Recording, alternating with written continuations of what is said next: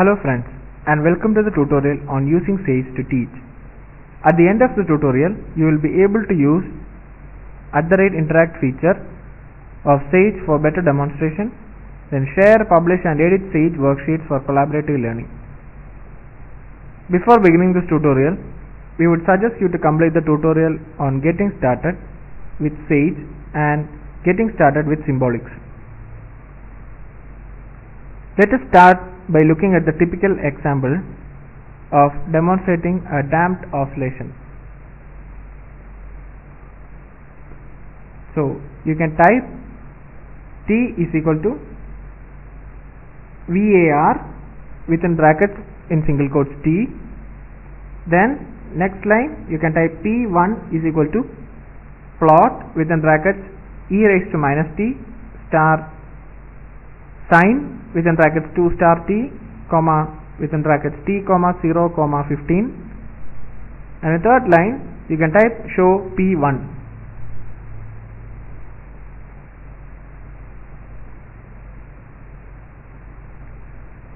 Now let us reduce the damping factor by half. So for that you have to type T is equal to VAR within brackets in single quotes T, then P1 is equal to plot within brackets e raised to minus t by 2 star sine within brackets 2 star t comma within brackets 2 comma 0 comma 15. Then in third line you can type show P1. Now if we want to reduce the damping factor even more, we would be using e caret, that is e raised to minus t by 3.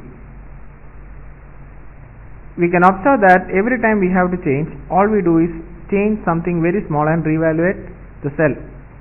This process can be simplified using the @interactive feature of Sage. So you can type @interact, @interact, then def plot underscore damped within brackets n minus 1, then T is equal to VAR within brackets in single quotes T,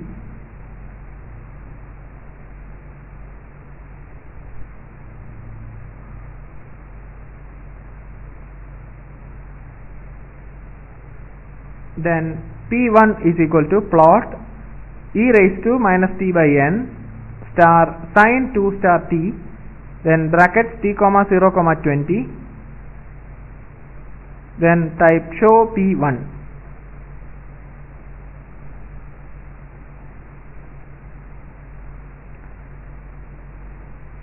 We can see that the function is evaluated and the plot is shown. We can also see that there is a field to enter the value of n and it is currently set to 1. Let us change it to 2 and hit enter. So you type 2 and hit enter. We see that the new plot is reduced, damping factor is shown. Similarly, we can change n to any desired value and hit enter. The function will be evaluated.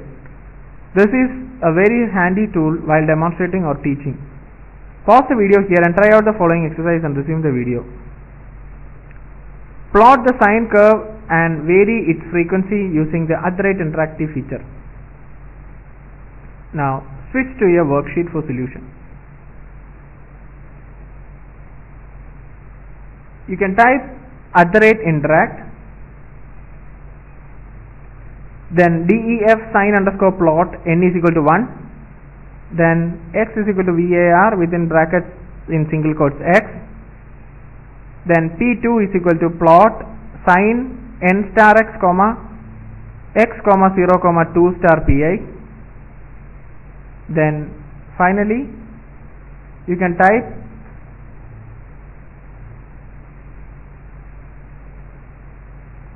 show P2.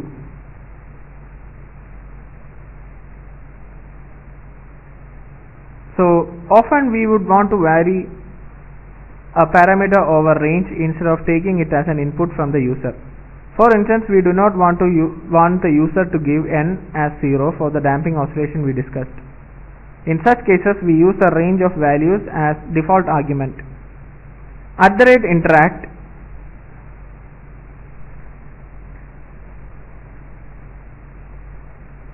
should be typed in the worksheet. So in the worksheet you can type @interact, then def plot underscore damped, then within brackets n is equal to within brackets 1 dot dot 10.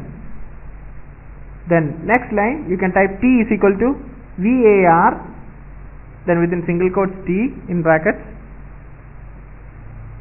then p1 is equal to plot e raised to minus t by n star sin 2 star t, comma within another bracket t comma 0 comma 20.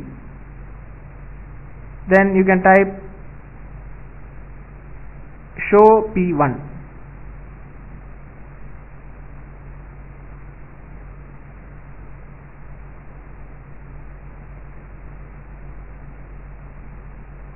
Now we have seen an error. So the error that we have rectified is, after sin 2 star t we have accidentally placed an extra bracket.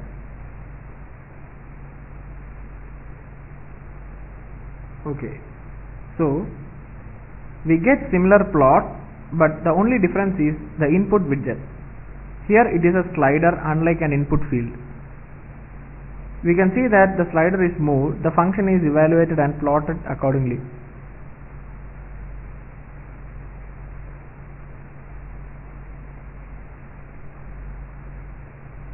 Pause the video here and try out the following exercise and resume the video. Take a string as input from user and circular, shift it to the left and vary the shift length using a slider. For this problem, again we will use the @interactive feature of Sage. We shall first assign a string, say madam, to a variable and then shift the alphabets one by one. So you can type @interact def str underscore shift within brackets s is equal to madam, comma shift is equal to within bracket 0 dot dot 8. Then you can type shift underscore len is equal to shift modular len within brackets s, then chars is equal to list within brackets s, then shifted underscore chars is equal to chars within brackets shift underscore len plus characters, that is chars within square brackets colon shift underscore len, then print within double quotes actual string colon comma s, then print shifted string, that is in double quotes colon comma within double quotes again dot join, then within brackets shifted underscore chars. As we move the slider, we see that shifting is taking place.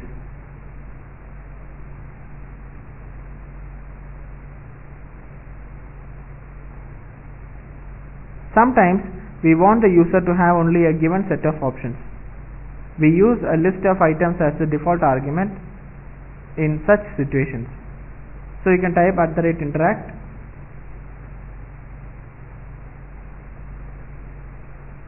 then def str underscore shift s is equal to in double quote string comma shift is equal to 0 dot dot 8 comma direction is equal to left then comma right in double quotes, then next line shift underscore len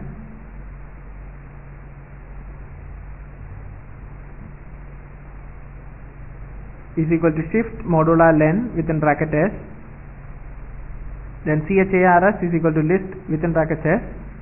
If direction is equal to within double quotes right, then shifted characters, that is shifted underscore chars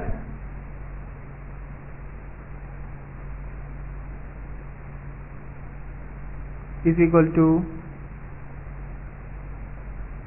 chars within brackets minus shift underscore len colon plus chars within brackets colon minus shift underscore len, else colon shifted underscore chars is equal to chars within brackets shift underscore len colon plus chars within brackets colon shift underscore len.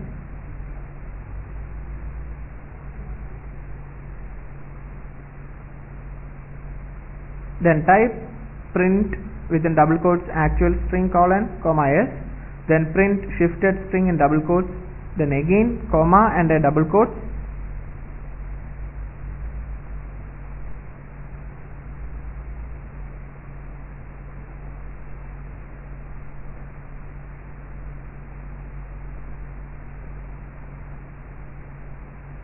then dot join shifted underscore chars.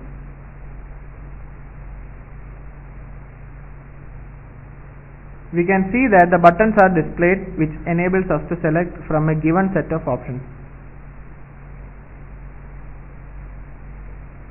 We see that as we select left or right button, the shifting takes place appropriately. Thus, we have learned how to use the @interact feature of Sage for better demonstration. Now, we shall look at how to use Sage worksheet for collaborative learning. The first feature we shall see is the publish feature. Open a worksheet and in the top right we can see a button called publish. Click on that and we get a confirmation page with an option for republishing.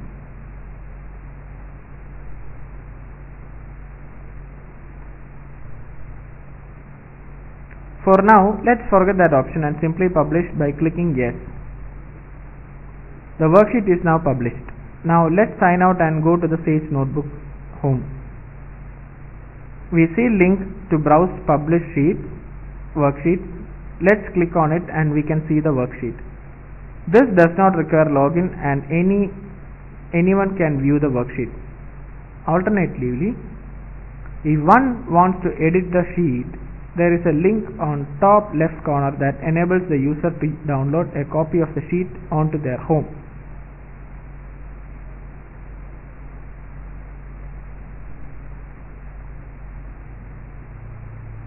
This way they can edit a copy of the worksheet.